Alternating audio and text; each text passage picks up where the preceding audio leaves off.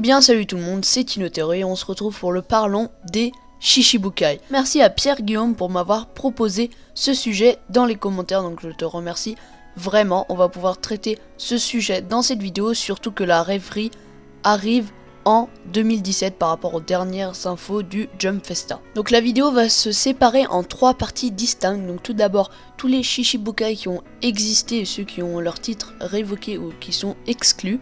Ensuite on parlera de la rêverie, puis cas par cas des Shishibukai, si jamais ils sont abolis, qu'est-ce qu'ils deviendront.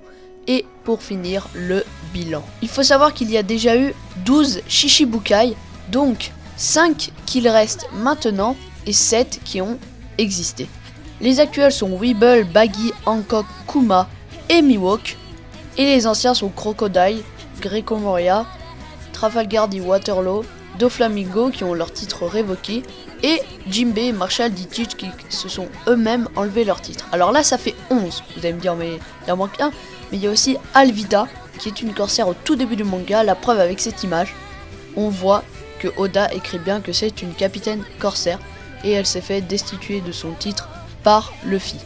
Donc on passe à la rêverie qui va se passer en 2017 entre Whole Cake Island et Wano Kuni. Passez voir avant ou après comme vous voulez la vidéo de Shinsekai sur le futur de la marine qui est très cool et très bien formée. Donc n'hésitez pas à aller la voir, je vous la mets en description. Donc pour moi et pour Shin, la marine va se départager en 2 camps. Donc à la rêverie vont se départager, aussi les rois vont se départager, mais ça on verra peut-être dans une future vidéo, que ce sera un parlons de la rêverie ou parlons des rois actuels ou un truc dans le genre. N'hésitez pas à me proposer en commentaire des idées de parlons d'eux. Donc il y aura la marine gentille entre guillemets d'un côté avec Fujitora, Smoker, ceux qui ont une justice juste, donc c'est un très grand mot, justice juste. Et de l'autre côté, le Gorosei et Akainu qui ont la justice brute, donc ils s'en fichent de tuer des civils, on l'a très bien vu avec Akainu à Ohara. Donc pour revenir au Shishibukai, on va pas trop s'éloigner, je pense qu'ils vont être enlevés, sinon Oda n'aurait jamais mis cette information à l'avance et l'aurait mis dans un flashback ou une planche de la rêverie directement si elle aurait été refusée. Donc pour moi ils vont être abolis, peut-être remplacés par quelque chose comme les 7 chasseurs de primes, quelque chose comme ça, mais on va pas s'attarder là-dessus dans cette vidéo parce que je pense qu'ils ne seront pas remplacés. Maintenant les Shishibukai qui vont être abolis, alors nous allons traiter cas par cas leurs décisions et changements. Donc pour Weeble, il continuera de chasser l'équipage de Barbe Blanche. Baggy deviendra un pirate fort mais pas un empereur. Dès que Kaido tombera de la main de Luffy, Hello et peut-être des alliés, Baggy passera empereur car c'est le personnage d'Oda favori. Alors s'il l'a mis au stade de corsaire, ce n'est pas pour rien faire avec. Je pense que ce sera un des derniers adversaires de Luffy pour rappeler le début de l'aventure. Et aussi vu que c'est le personnage favori d'Oda, donc je pense qu'il va se le refaire battre contre le personnage principal.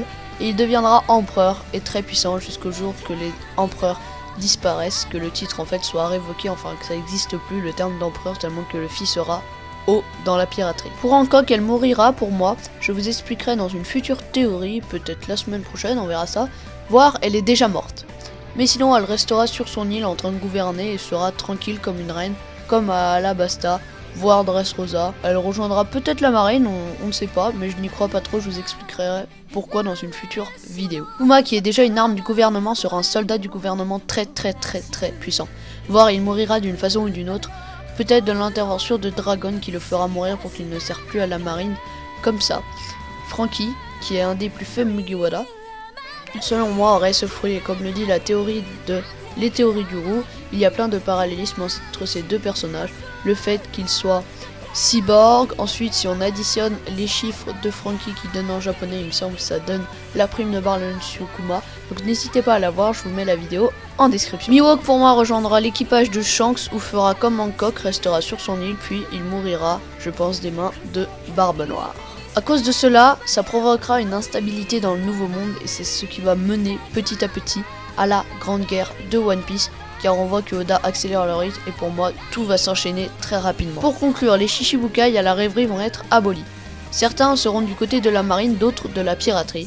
Cela créera une instabilité dans le monde qui déclenchera la grande guerre de One Piece petit à petit. Voilà, théorie, mini-théorie au parlant des Shishibukai terminée. Si vous l'avez aimé, n'hésitez pas à liker, à vous abonner à la chaîne pour ne plus rien louper. Puis sur ce, nous on se donne rendez-vous et pas de côté. N'oubliez pas d'activer la petite cloche pour une prochaine théorie.